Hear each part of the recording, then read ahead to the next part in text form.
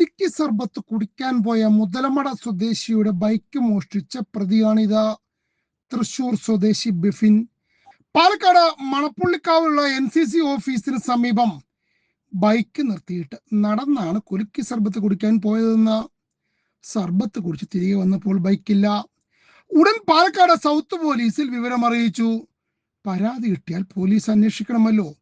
South police CCTV ദൃശ്യങ്ങൾ പിന്തുടർന്ന് നടത്തിയ അന്വേഷണത്തിലാണ് ബെഫിനെ പിടികൂടിയത്.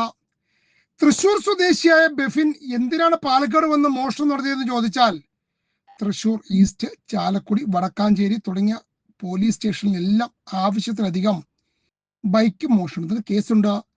എന്നാ പിന്നെ വെറൈറ്റി ആകട്ടെ എന്ന് കരുതിയാണ് ബസ് കയറി പാലക്കാട് എത്തിയത്. തിരികെ പോകാൻ ബൈക്ക് എടുത്തു, അത്രമാത്രം.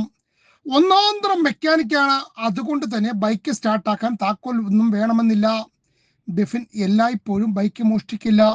ലേശം ലഹരി ഉപയോഗിച്ചാൽ മാത്രമേ മോഷ്ടിക്കാൻ പ്രേരണ വരൂ എന്നാണ് പോലീസിന് നൽകിയ മൊഴി. ലഹരി ഉപയോഗിച്ചില്ലെങ്കിൽ പണിക്ക് പോകും. പണിക്ക് പോകുന്നത് ലഹരി ഉപയോഗിക്കാൻ. മോഷ്ടിച്ച ബൈക്കിൽ പെട്രോൾ തീരുമ്പോൾ ഉപേക്ഷിക്കും. ഇതാണ് ബെഫിന്റെ ശൈലി. അങ്ങനെ തൃശൂർ ജില്ല കഴിഞ്ഞ് പാലക്കാട് ജില്ലയിൽ ഒരു കേസ് കൂടിയായി, അത്രമാത്രം.